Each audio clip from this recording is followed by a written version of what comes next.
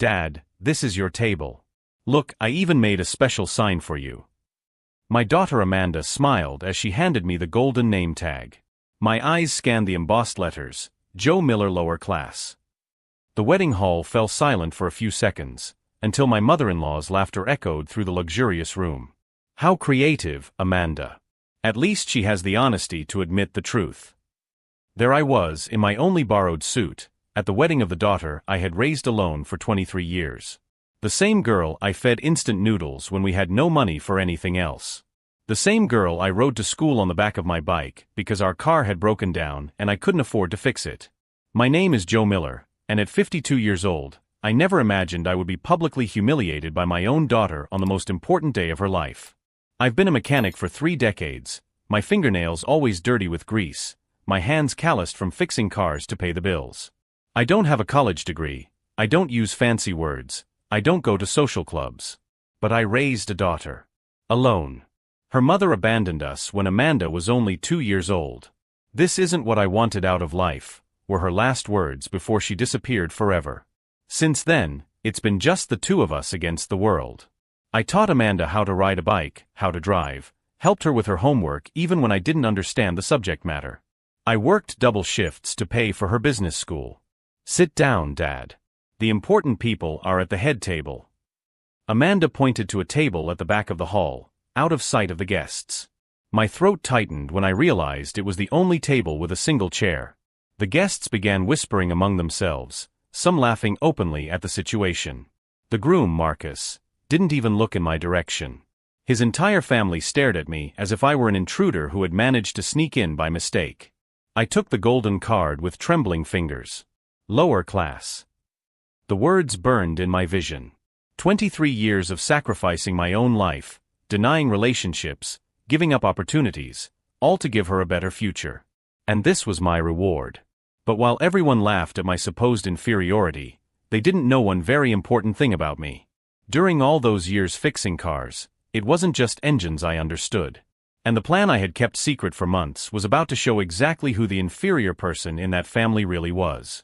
If you're enjoying this story of a father who discovered in the most painful way who his daughter really was, don't forget to subscribe to the channel, because what happened after this public humiliation will leave you speechless.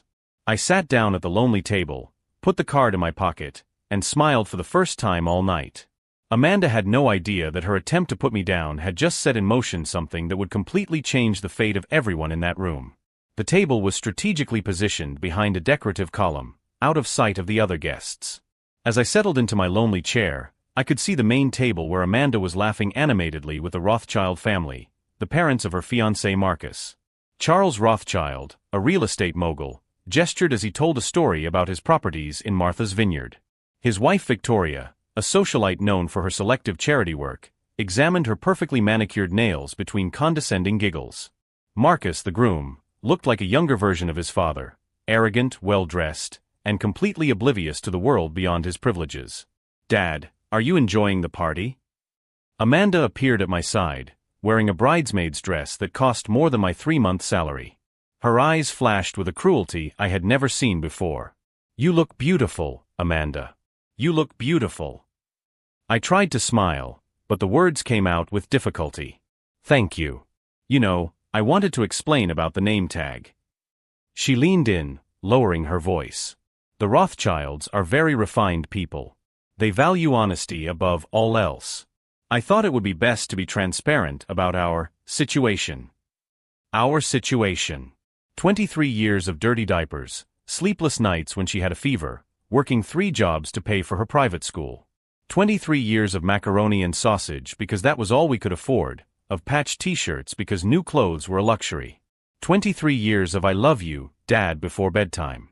Amanda, I worked hard to give you everything you have today. And I'm grateful, Dad. But you have to understand that I'm part of a different social circle now. The Rothschilds have standards. She looked down at her hands, avoiding my gaze. Marcus almost called off the engagement when he found out you were just a mechanic. I convinced him you were temporary. Temporary. The word echoed in my mind like a slap. What does that mean, Amanda? It means that after the wedding, it might be best if we keep our distance. Marcus is building a political career. He needs a suitable family image. She finally looked at me. You understand, don't you? It's nothing personal.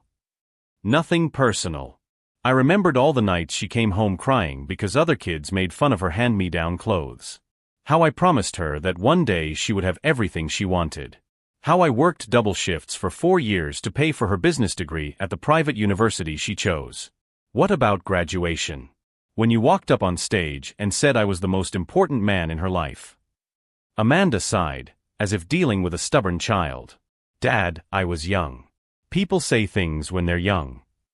Across the room, I heard Victoria Rothschild's loud laughter.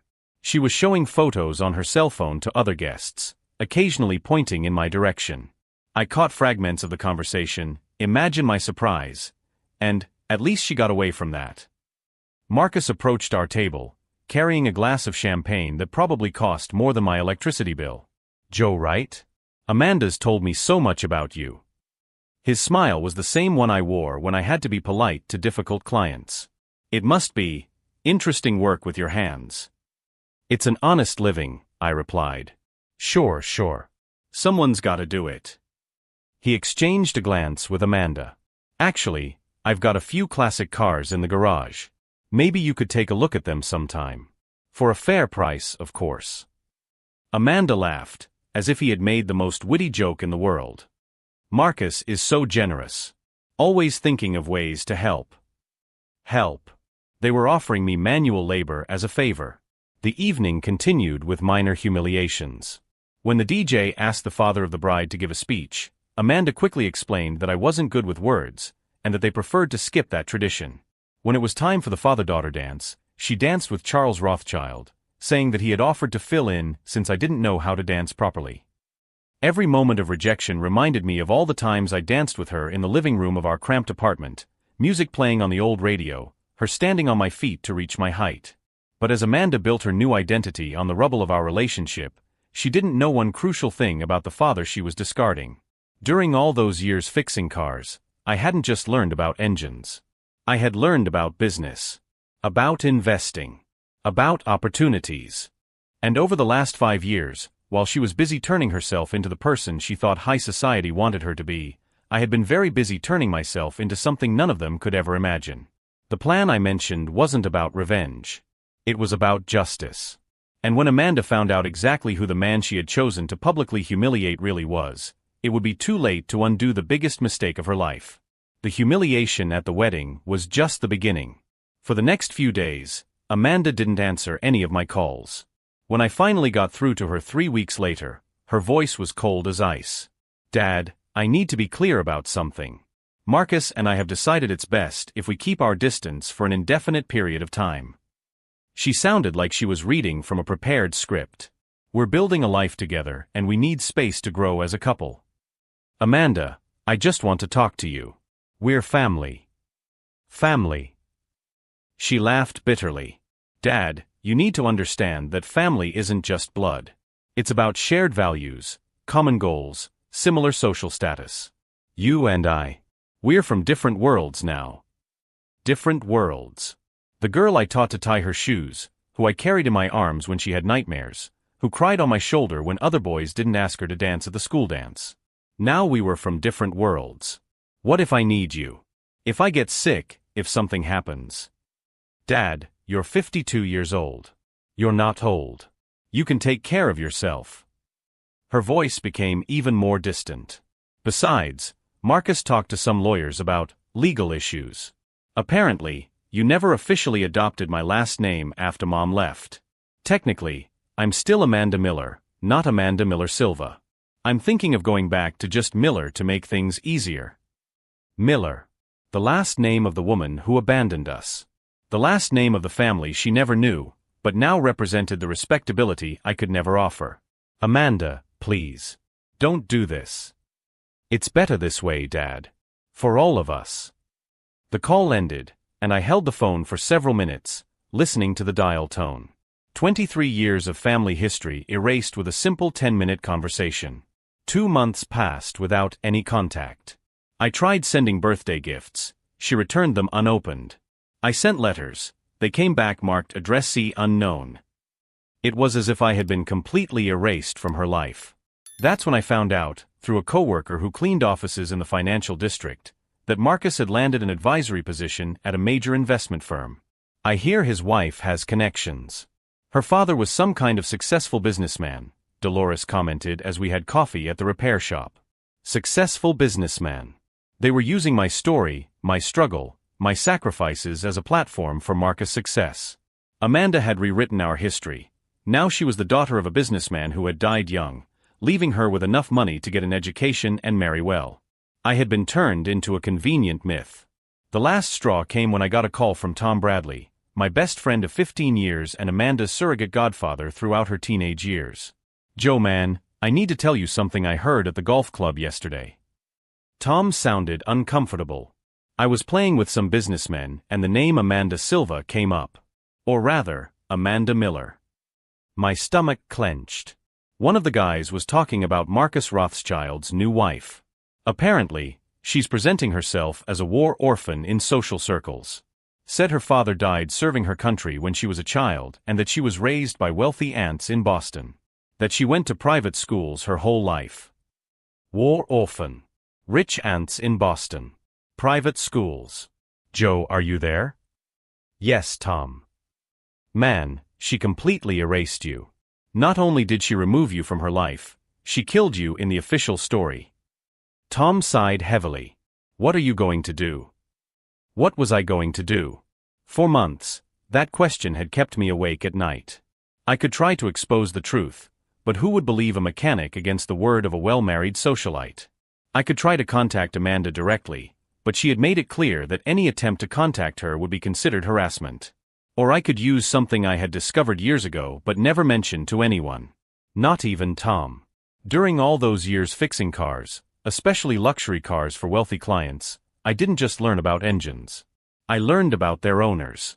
I listened to phone conversations while they waited for their cars to be repaired. I wrote down names, companies, transactions they discussed openly, thinking a mechanic was too invisible to matter. And for the past 5 years, I've used that information very wisely. Charlie Morrison, owner of 3 car dealerships, didn't know I had invested in his company's stock before it took off. Rebecca Santos, CEO of a tech startup, didn't know I quietly financed her first round of investments through a middleman.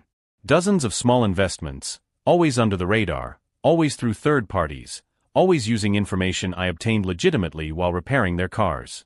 In 5 years, I turned my mechanic savings into an investment portfolio worth over $2 million. I never touched the money, never drew attention to myself, never changed my lifestyle.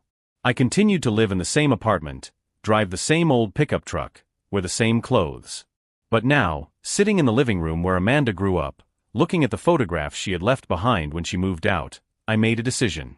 Marcus Rothschild and his family had built their reputation on influence and connections in the investment world. They believed that money and social status were all that mattered. That people like me were expendable, interchangeable, forgettable. I picked up my laptop, one of the few expensive items I had purchased in recent years, and began researching. Marcus worked for Prestige Capital Investments. His mother-in-law, Victoria Rothschild, served on the board of 3 charitable organizations that relied on donations from wealthy investors. Charles Rothschild owned 6 commercial properties, all financed through commercial loans with specific financial performance clauses. And Amanda. Amanda had been named as the beneficiary of a trust fund that Marcus had set up shortly after their marriage, contingent on his continued employment at Prestige Capital. Their entire new life depended on a network of financial and professional relationships. A network that could be influenced by someone with the right resources and detailed knowledge of how the system worked. I picked up the phone and dialed a number I had saved 3 years ago. Peterson and Associates, good afternoon. I'd like to speak to Jonathan Peterson. Tell him it's Joe Silva from Morrison Investments. While I waited for Jonathan to answer, I looked out the window at the street where Amanda had learned to ride her bike. Where we played tag on Sunday afternoons. Where she had cried when she got a bad grade in math in high school, and I consoled her by telling her that one grade didn't define who she was. Joe. Man, it's been a long time. How can I help you? Jonathan, I need a favor. I have some information about investment opportunities that might interest your clients. But this time, I want something in return. Sure, my friend. What do you need? I smiled for the first time in months, but it wasn't a happy smile. It was the smile of someone who had finally decided to stop being invisible. I need some very specific investors to re-evaluate some very specific decisions. And I need it to happen in a way that looks completely natural. When I hung up the phone 20 minutes later, the plan was in motion. Amanda had killed me in her official story, turning my sacrifices into a convenient narrative of orphanhood and privilege. But she didn't know that the dead man she had created was about to come back to life in a way that would completely change the ending of the story she thought she was writing. Jonathan Peterson had a voice that inspired confidence, even over the phone. During our 20-minute conversation, I explained exactly what I needed, specific information about Prestige Capital Investments and its top clients. Joe, you've always had a good eye for opportunities. What can I find out for you? Marcus Rothschild has been working there for 6 months. I want to know who his most important clients are and how the company evaluates performance. I paused deliberately. And I want to know about the Rothschilds' financial vulnerabilities. 3 days later, Jonathan sent me a complete report via encrypted email. Prestige Capital depended on 5 large investors for 80% of its revenue. Marcus had been hired specifically to bring in new clients through his social connections translation, his wife's wealthy family. Charles Rothschild was 62 years old and had 3 commercial mortgages coming due in the next 18 months. Victoria served on the boards of organizations that depended on donations from financial industry executives. And Amanda. Amanda had become the public face of the family, appearing at charity events as an example of a young philanthropist from a traditional family. Everything depended on public perception and social connections. I picked up my second phone, the one I had bought specifically for financial matters, and started making calls. Robert Chin Investments, good afternoon. I'd like to speak to Robert about a social investment opportunity. My name is Joe Silva. Robert Chun owned a chain of high-end Asian restaurants and was one of Prestige Capital's top 5 clients. He had his Porsche repaired 4 times in the last 2 years, and I always heard him complaining about financial advisors who didn't understand authentic family values. Joe. How's it going, man? Need anything? Robert, do you know Marcus Rothschild from Prestige Capital? I do. Why? I have some information about his family that might interest you, especially about honesty and family values. Silence on the other end of the line. What kind of information, Joe? The kind that shows you who a person really is when no one is looking. 2 hours later, Robert had agreed to reconsider his relationship with Prestige Capital. Not immediately, that would be suspicious, but within a few weeks, after evaluating other investment options. If you've been following this story of a father who discovered the true character of the daughter he raised alone, don't forget to subscribe to the channel, because the next moves will show how years of sacrifice can become the most powerful weapon against those who betrayed us. The second call was to Margaret Torres, owner of an organic cosmetics company and a fervent advocate for social causes. She was also a client of Prestige Capital and had mentioned several times while waiting for her car to be ready how much she hated fake people who use charity as a performance. Margaret, I need to share something important about the Rothschild family and their charitable activities. The third call was to David Kim, a tech entrepreneur who funded educational programs for low-income youth. The same David who had grown up repairing electronics with his immigrant father before building his software empire.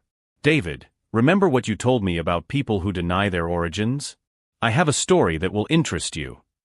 Over the next 2 weeks, I implemented my strategy with clockwork precision. It wasn't about destroying Marcus or Amanda directly, that would be primitive and easily traceable. It was about allowing their own lies to crumble when exposed to the light of truth. Every important client of Prestige Capital received, through carefully selected third parties, truthful information about the traditional family Marcus represented. Photographs of my modest apartment where Amanda grew up. Copies of school records showing scholarships I had earned for her. Testimonials from neighbors about the years we spent together, far from Boston and the rich aunts she had invented. Meanwhile, Marcus continued to build his career on an increasingly elaborate lie. At a charity event, Amanda had told an even more dramatic version of the story. She was now a war orphan whose father had died defending democracy abroad. Victoria Rothschild began to include touching details about how they had adopted Amanda after the family tragedy, giving her educational opportunities that her military father could never have provided. They didn't know that every new lie was being documented, photographed, and discreetly shared with people who valued authenticity above all else. The last straw came when Amanda gave an interview to the local newspaper about overcoming adversity through family support. The headline read, "Young Philanthropist Turns Personal Tragedy into Life Mission." I read the entire article on my phone while drinking coffee at the same table where I had helped Amanda with her homework for 15 years. She had described in detail how her aunts in Boston had raised her with solid values and a refined education after she lost her father in the war. I picked up the phone for the last time and dialed the number I had saved as my last resort. Morrison Private Investigations. Good afternoon. I need a very specific favor, Janet. And I need it to be absolutely discreet. Janet Morrison had been a police detective for 20 years before opening her own firm. I had repaired her motorcycle countless times, and she always said she owed me a favor. What do you need, Joe? I need you to publicly document the truth about a family that is building a reputation on lies. And I need it to look like a natural journalistic investigation. When I hung up the phone, I smiled for the first time in months. It wasn't a smile of revenge, but of satisfaction. Amanda had chosen to deny my existence in order to build her new life. Now she would find out that denying the truth didn't make it go away. It only made it more powerful when it finally came to light. Wednesday morning, 7:30 a.m. I was having breakfast when my phone rang. "Joe, turn on Channel 5 now." It was Janet Morrison, her voice thick with professional satisfaction. I grabbed the remote and turned up the volume. Anchor Laura Williams was live on the morning show. Good morning. Our investigative report today exposes a disturbing story of false identities and emotional exploitation in the city's elite social circles. Young Amanda Miller, known for her philanthropic activities and married to Marcus Rothschild of Prestige Capital Investments, has built her social reputation on an elaborate lie. Photographs of our apartment, the public school Amanda attended, and school documents showing the scholarships I had secured for her appeared on the screen. According to our investigation, Amanda is not a war orphan raised by wealthy aunts in Boston, as she has publicly claimed. In fact, she was raised by her father, Joe Silva, a hardworking mechanic who sacrificed everything to give his daughter educational opportunities. My stomach clenched when my photo appeared on the screen, the one Janet had discreetly taken at the workshop, showing me repairing an engine, my hands dirty with grease, focused on my work. Joe Silva worked multiple jobs for 23 years to raise his daughter alone. Neighbors confirmed that there were never any rich aunts or family inheritance. Amanda attended public school on a scholarship her father obtained. The phone began to ring incessantly. I turned off the sound and continued watching. Even more shocking is the discovery that Amanda has publicly denied her father's existence, inventing an orphan story to gain sympathy in the social circles where she operates. Sources close to the family confirm that Joe Silva was banned from his own daughter's wedding for not fitting the family image. The camera focused on the reporter's serious face. Our team tried to contact Amanda Miller and Marcus Rothschild for comment, but we did not receive a response. However, we have discovered that this false origin story has been used strategically to benefit Marcus' career at Prestige Capital Investments.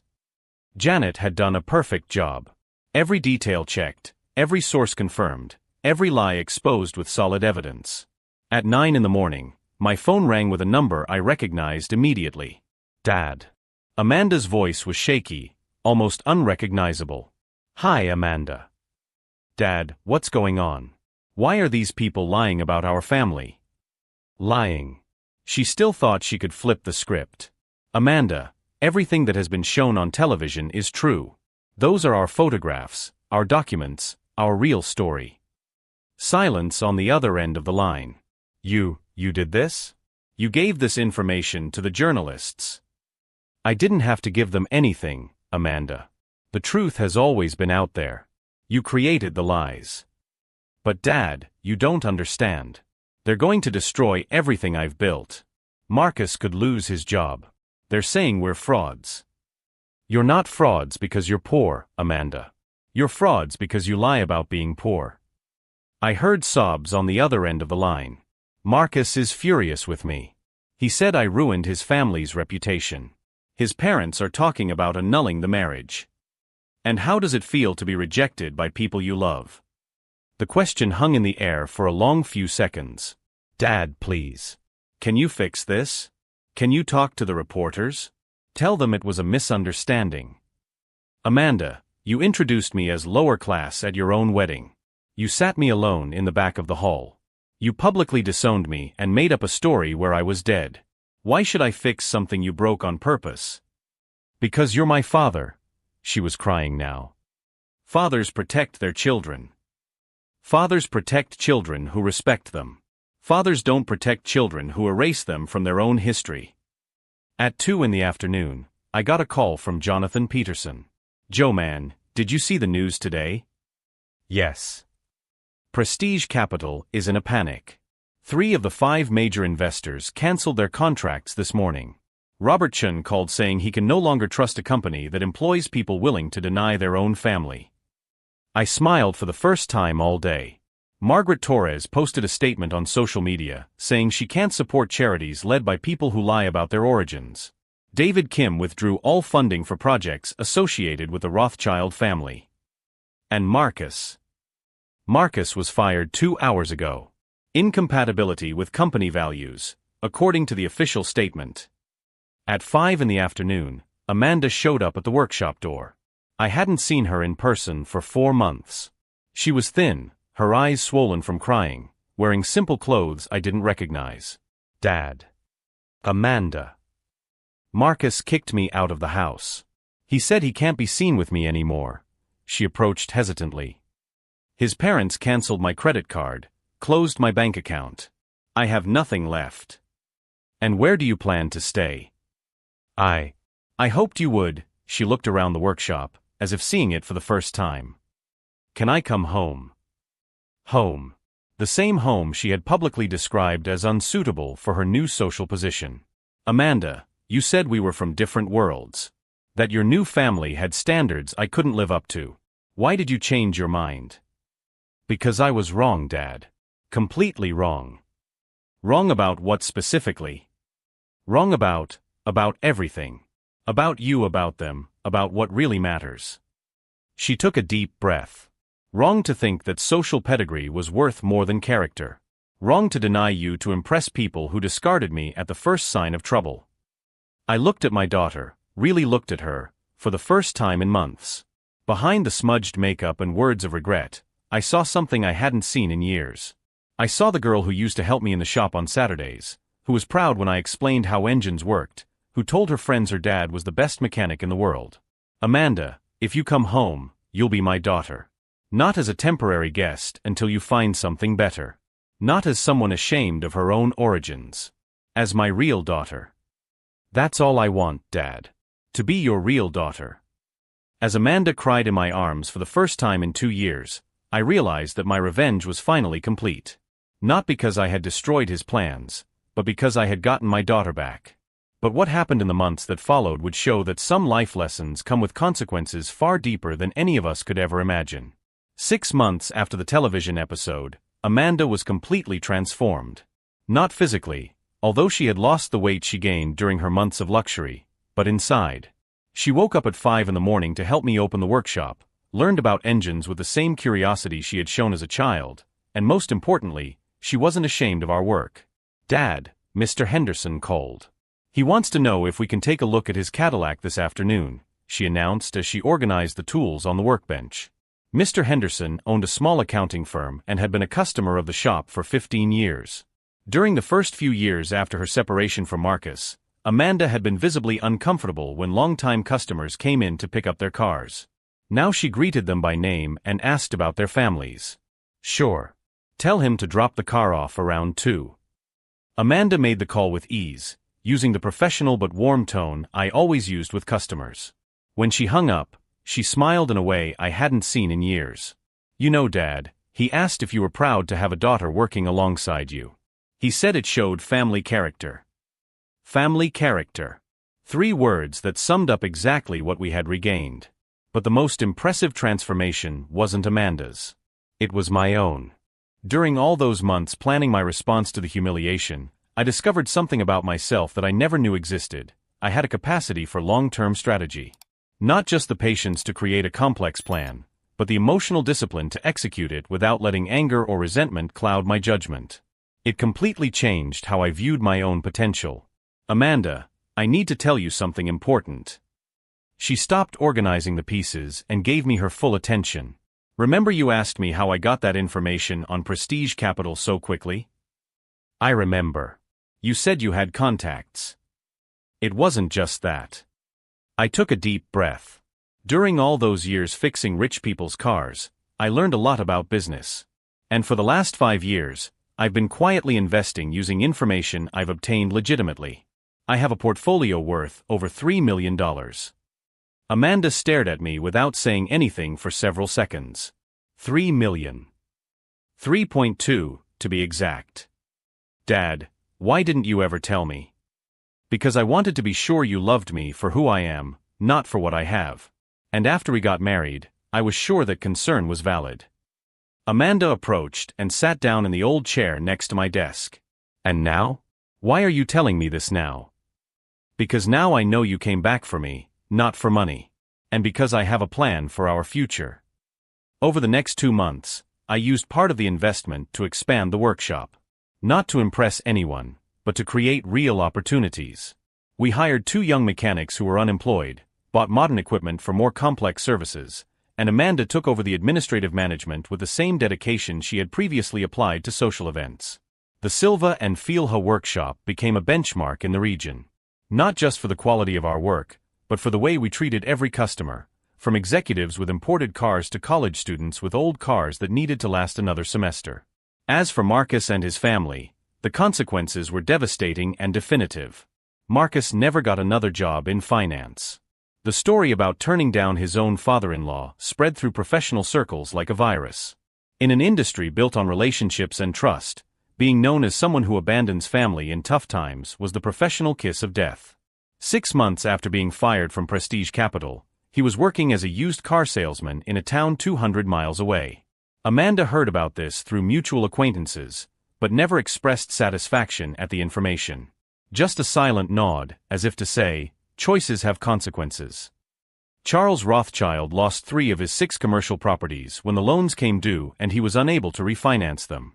The family's reputation had been so tarnished that investors preferred not to associate themselves with the Rothschild businesses.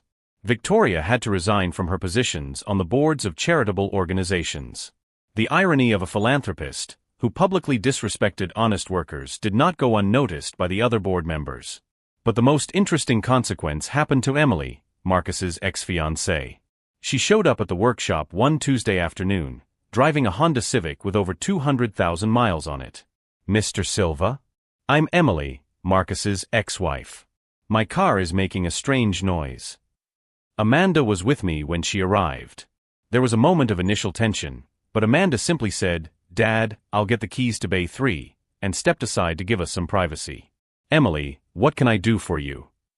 Mr. Silva, I want to apologize. For the marriage, for the way I treated you, for everything." She was visibly nervous. I have no excuse. I was cruel and prejudiced. Thank you for apologizing, Emily. Now, let's take a look at your car. The Honda needed significant work, the clutch, brakes, and some engine parts. The estimate came to almost $1,500. Mr. Silva, I don't have that kind of money right now. I'm working as a substitute teacher while I finish my master's degree in education. Can I pay in installments? I looked at Emily, really looked at her. She was wearing simple clothes, her nails were unpolished, and she was carrying a purse that had clearly seen better days. But her eyes showed something I hadn't seen when she was Mrs. Rothschild, genuine humility. Emily, I'll make you a deal. You can work here on weekends helping with organization and customer service to pay for the repairs. I could use the extra help, and you can learn a few things about how the real world works. Amanda walked in at the exact moment of this conversation. Emily looked at her, then at me. You'd do that? After everything? People deserve second chances when they show they've learned from their mistakes, I replied. Emily worked with us for 3 months. By the end, not only had she paid for the car repairs, but she had become a valuable employee. More importantly, She and Amanda developed an unlikely friendship based on mutual respect and shared experiences about second chances. A year after the television episode, I received an unexpected phone call. "Mr. Silva? This is Marcus." My first reaction was to hang up. But curiosity got the better of me. "What do you want, Marcus?" "I want to apologize. To you and Amanda. I was wrong about everything." "Marcus, you have 30 seconds to say what you need to say." "I lost everything because of my choices. My job, my family, my self-respect. And the only person who offered to help me without judging me was a colleague at the dealership who reminded me a lot of you. Hardworking, honest, devoted to his family." His voice was different, less arrogant. "I realized that I spent my whole life looking down on people like you, when I should have been looking up, learning. And what do you want me to do with that information?" "Nothing. I just wanted you to know that I understand. And that I'm deeply sorry." I hung up without responding, but not with anger. With a strange sense of closure. Amanda asked me later if I had forgiven Marcus. "Forgiveness isn't about him, Amanda. It's about me not carrying resentment. But forgiveness doesn't mean forgetting or allowing someone to hurt us again." 2 years after it all began, Amanda graduated with a degree in business administration from a local university night program. Her graduation was small and intimate, just me, Tom Bradley, a few clients who had become family friends, and Emily, who had become practically a sister to Amanda. When Amanda stepped up to receive her diploma, the dean asked if there was anyone special she would like to thank. "I'd like to thank my father, Joe Silva. He taught me that real education doesn't come from books, but from character. That real class has nothing to do with money, but with how we treat other people. And that real family is the one who stands by you when you lose everything, not the one who abandons you when things get tough." The audience applauded, but I barely heard it. I was remembering the 7-year-old girl who used to help me in the workshop, wearing overalls that were too small and asking 1,000 questions about how things worked. She had come home. In the end, the most powerful revenge wasn't destroying the people who hurt me. It was building something better than anything they could have offered me. It was proving that dignity can't be bought, that respect can't be inherited, and that true love can't be conditioned on social status. Today, 3 years later, our shop employs 8 people. Amanda is the general manager, Emily is the customer service supervisor, and I still fix engines because that's what I love to do. But now I also teach in an apprenticeship program for young people who want to learn a trade.